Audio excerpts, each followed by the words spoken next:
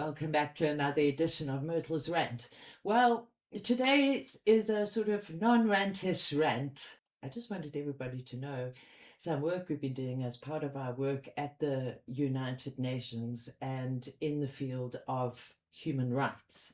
The United Nations has different departments, as it were. So you have the Commission on Narcotic Drugs, which we go to in March, every March in Vienna. And then there's the various offices in Geneva, things like UNESCO and the Office of the High Commissioner of Human Rights. Now, before I start, I'd like to just say thank you to Sally Gander and Chanel van der Berg, who from the Office of the High Commissioner of Human Rights in Pretoria. They have really been so helpful with this little project that we've just completed. Now, for each of the different departments of the United Nations, they have what are called rapporteurs, people who report to the General Assembly of the United Nations about various activities.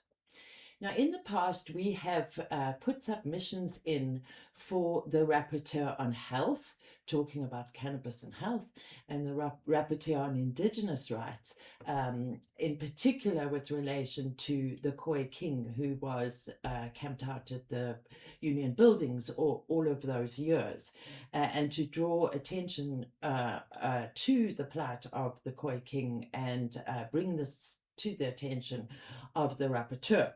Now, a few months ago, we got this call from the Rapporteur for Cultural Rights. Now, it's always a little bit of a stretch because cultural rights are things like, places to live, your culture, how you practice your culture, your music, your food, all the things that go with your culture. Now, to bring cannabis into that is particularly difficult.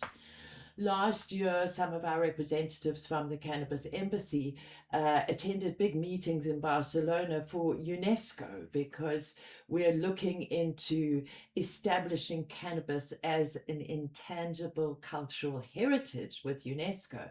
And I must say that apart from a few sympathetic people, our team got a little bit of a frosty response because it's a bit of a stretch in the eyes of people who are still stigmatized in their head about cannabis, for them to understand how it is part of our rights to health, our rights to culture, our indigenous rights, our economic rights, and all the rights that are covered by the United Nations. So as you know, here at Fields of Green for All, we like to poke our noses. And we know that cannabis is a microcosm of what goes on in the world. If you look at cannabis and economic rights, for example, it can be part of our broader economic rights in South Africa. So when it comes to cultural rights, I really pricked up my ears when this request for a submission came in. Because of course, cannabis is our cultural right. We have the right to use, cultivate, and trade in cannabis in South Africa. And this is all underlined by our very own Bill of Rights, which sits in the Constitution of South Africa, the supreme law of the land. So for me, it's not a stretch to include cannabis in cultural rights, but I'm sure that when the rapporteur opens up our submission, she'll be going, oh, what? Cannabis. Anyway, it's all about part of us poking our nose into everything. So the rapporteur sent this request, and it was to inform the report of the Special Rapporteur in the field of cultural rights to be presented to the UN General Assembly in October. The United Nations Special Rapporteur in the field of cultural rights, Ms. Alexandra Zantaki, who hails from Greece and has been in this position since 2021, so she's very experienced in the field, will propose guidance on how to assess the efforts to implement cultural rights. So various efforts have been made to develop and propose tools and indicators aiming to facilitate assessment of the implementation of human rights. the periodic reporting obligation of the states to treaty monitoring bodies and the universal periodic review, blah, blah, blah. If we are to look after the human rights of every single human being on this planet, as well as the rights of our animals and our environment, then there needs to be some sort of system in order to monitor how these rights are being implemented. Now, in a country like South Africa, which is largely peaceful despite our very high crime rate, is there attention being paid to the implementation? Now, one of the biggest problems with cannabis and cultural rights is there's no data. We know from our police reform project that it was impossible to get data on the arrests from the government or from the SAPS. Impossible. So we had to use the data from Fields of Green for All, from our arrest helpline since 2014, assimilate all of that data together and use that as the basis for our police reform project. Because as it stands, cannabis is lumped together with all other drugs, so there's no way of actually counting those arrests or monitoring the implementation of our still prohibitionist cannabis laws. So the same thing applies to the monitoring of cultural rights. So we couldn't present ourselves as experts on the data. But I can certainly say that Sally and Chanel from Office of the High Commissioner in Pretoria are really, really experts on this. But in her request for the submissions, the rapporteur said, you don't have to answer all the questions. The first 4 questions that she asked were totally applicable to us, but we certainly couldn't answer the questions on how is data gathered, who is surveyed, blah, blah, blah. That's really unfortunate that this information is not publicly available from the government, but, so be it. So I started my submission to her by saying it is our pleasure to offer perspectives on the use, cultivation, and trade in cannabis in South Africa with respect to the implementation of cultural rights. This plant forms part of our cannabis community's cultural identities, heritage, and the right to participate in cultural life. The cannabis conundrum in South Africa offers one of the most richly documented. Yep, we've got all the information. We haven't got data, but we've certainly got our whole history, our history of how we became a democracy in 1994. All of that stuff is certainly documented.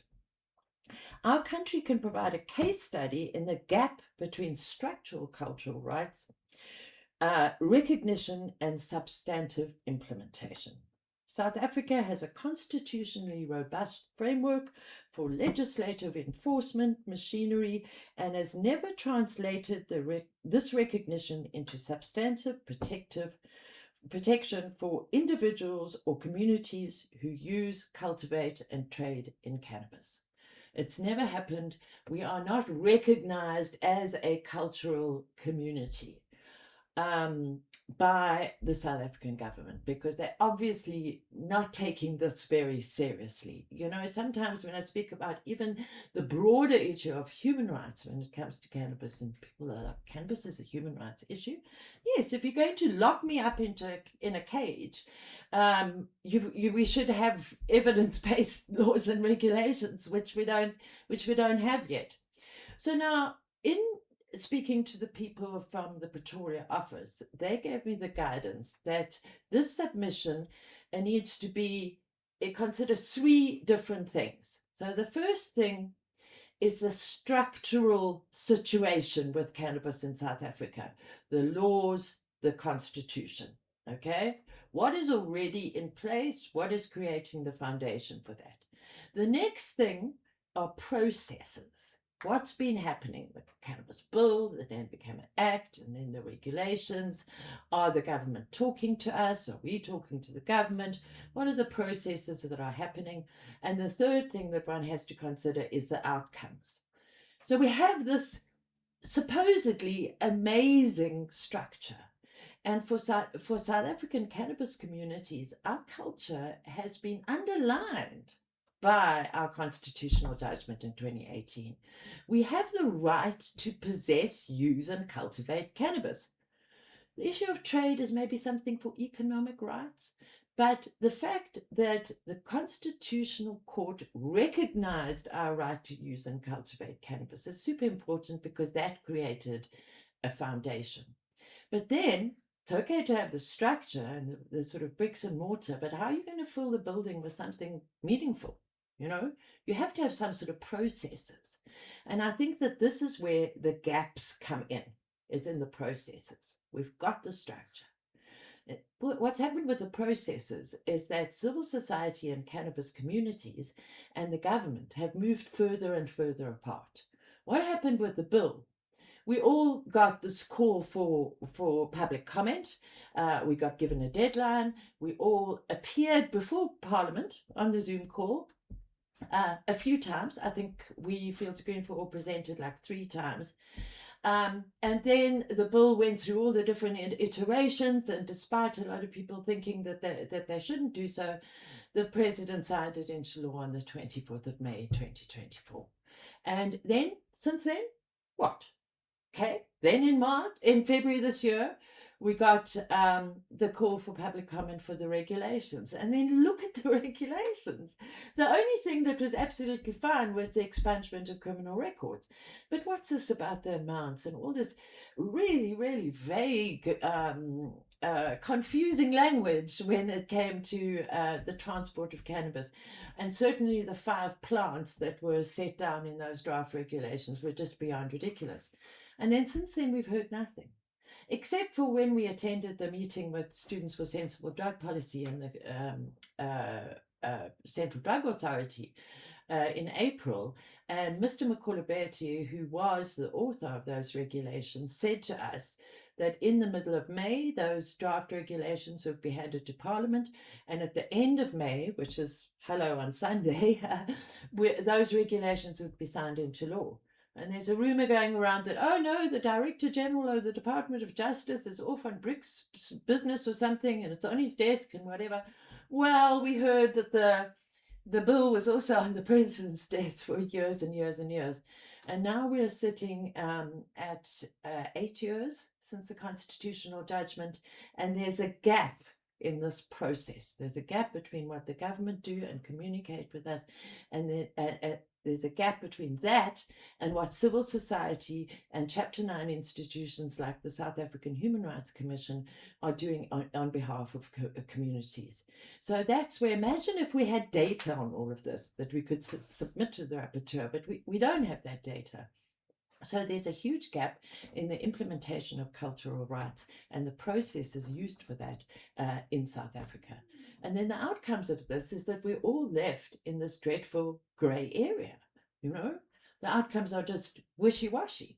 Now we're going to the Cannabis Expo this weekend, and still nobody has any answers. Oh, there's lots of people who think that they have answers. Oh, I've got the only legal model and all of this. Everybody thinks that they've got the answer and they will legitimize you and make you compliant. No, they won't. Our Fields of Green for All certificate and code of conduct is not a license, and we state that on our website. It's not a license. Maybe the police think that, oh, that looks like a certificate, it's all official, and maybe the police, but we all know the police. So this is why I felt it really, really important to put this submission in. And in the end, I ended up putting together 6 pages of information for the rapporteur, with nearly 30 references to academic articles, things that we've written as Fields of Green for All over the years, and certainly things from the United Nations in general. They've got millions and millions of guidance documents. This morning I was just reading the FAQ document on the Department of Economic, Social and Cultural Rights, because there's so many questions around what these things are. People don't really understand. People know that we've got rights, but people don't really understand what economic, social, cultural, and rights are. So we will be publishing a blog about this next week. I just am quite excited about this. Sorry for me that I don't get excited about human rights issues. But this really is the foundation of everything that we do at Fields of Green for All. And if we look at the bigger picture, we know that these rights have to be both informed and implemented, and the outcomes are super important. And to have an outcome that is a grey area in the law, a grey area when it comes to our rights, terrible stigma, pot shops all over the place who are bribing the cops. Whoa, it's a house built on sand with cannabis at the moment. That's why we continue to call the expo the cart before the horse show. Look, let's get ready for the expo and pave the path while we're walking it, as Amy always says, you know.